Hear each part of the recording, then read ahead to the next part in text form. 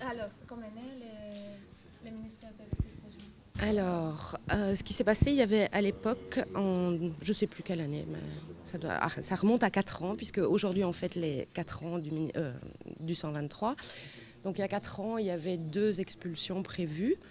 Et nous cherchions, la juge qui expulsait avait dit, si vous trouvez un bâtiment public, le jugement serait peut-être différent. On avait trouvé un bâtiment public, mais qui n'était pas idéal. Et entre-temps, on a découvert l'église de Jésus, qui était vraiment un très beau bâtiment et aussi tout à fait adapté à recevoir beaucoup de personnes, puisque c'est un ancien cloître, il y avait des chambres. Ce qui était tout à fait étonnant à l'époque, c'est que le secteur associatif œuvrant en matière de logement a soutenu l'occupation. Et puis en France, à la même époque, le ministère de la crise du logement était né et on s'est dit pourquoi pas créer un ministère de la crise du logement à Bruxelles, en Belgique, parce que ce n'est pas le ministère de la crise bruxellois, c'est le ministère de la crise fédérale. Nous avons des membres flamands, wallons et bruxellois. Et puis on a quand même été expulsés de l'église de Jésus puisque ce n'était pas un bâtiment public. Entre-temps, on avait trouvé ce bâtiment aussi et on est rentré dans ce bâtiment. Et le ministère de la crise est né avec les occupants, avec les associations militantes en matière de logement. Alors, c'est une association de fait. Nous n'avons pas de subsides pour nos activités. Voilà. Alors depuis, qu'est-ce qu'on a fait? On a fait des actions et puis en fait, ce qu'on revendique, c'est le droit au logement pour tous, le droit à la ville aussi, puisque la ville a tendance à se gentrifier. C'est-à-dire qu'il y a des projets de rénovation qui sont tout à fait honorables et dont la ville a besoin. Mais on constate que suite à ces rénovations, ça amène un public plus riche, les loyers augmentent et ça chasse les plus pauvres. Et à l'heure actuelle, à Bruxelles, les plus pauvres ne trouvent plus à se loger. Et donc là, on pose la question, enfin, c'est pas qu'on pose la question, c'est qu'on dit on veut rester et on a le droit à la ville comme tout le monde. Voilà. Voilà. Et don't worry about the camera, Okay, okay. Yeah, because Okay. sometimes the person doesn't know if it's Okay. the camera or Okay. the journalist. Okay. Forget about Good. it.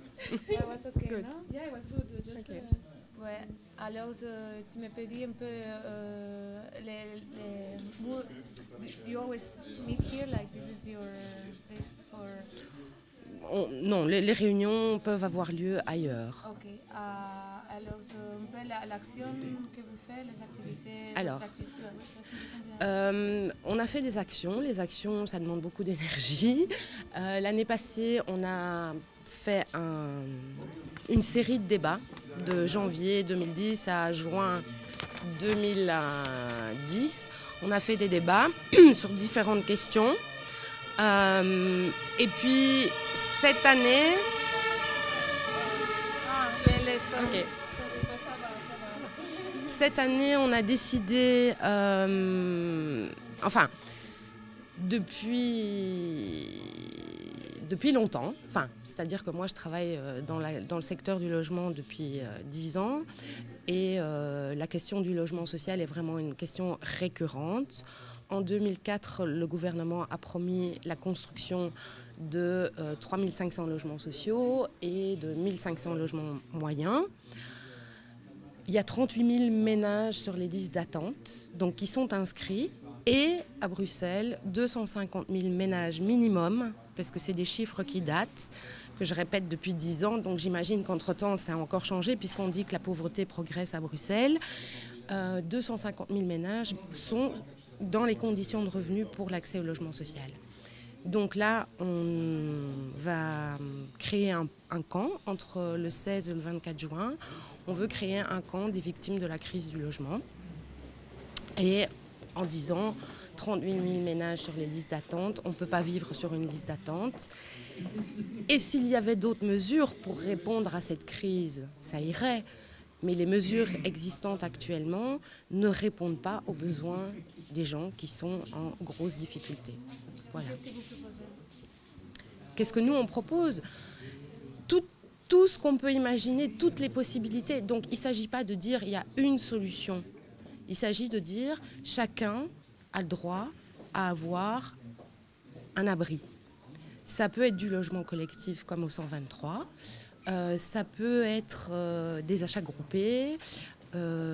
Avec notre association, on a créé 14 logements pour des familles à faible revenu. Elles sont devenues propriétaires. Il n'y a pas d'exclusive.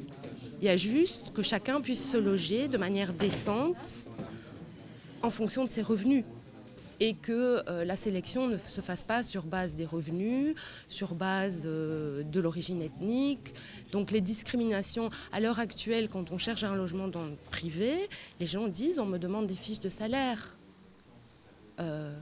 La plupart des gens qui fréquentent les associations dans lesquelles on travaille n'ont pas de fiches de salaire.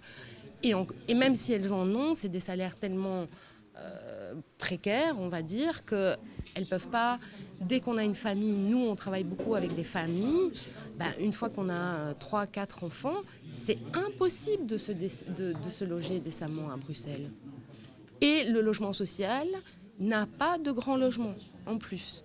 Donc moi j'ai des exemples de familles qui sont inscrites depuis 96 et qui ont 25 points de priorité et qui n'ont jamais eu une proposition.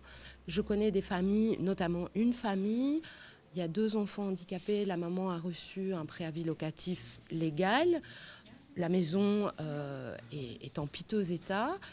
Eh bien, elle est tête de liste dans toutes les sociétés de logements sociaux, puisqu'il y a 19, et même plus, je crois, sociétés de logement social. Et partout, on me dit, oui, elle est en tête de liste, mais vu le fait qu'elle demande 4 chambres, eh bien, on ne sait rien faire pour elle et elle peut encore attendre des années. Puisqu'il y a aussi le système des mutations prioritaires dans le logement social. Ça veut dire quoi? Ça veut dire qu'une famille qui est rentrée avec un enfant dans un logement 2 chambres, entre-temps, elle a 2 ou 3 enfants en plus, et elle est prioritaire s'il y a un logement grand qui se libère. Donc ça veut dire que les grandes familles, elles restent sur la liste d'attente pendant des années. Voilà. Yes, I think so. I would like to also take your contact because we are also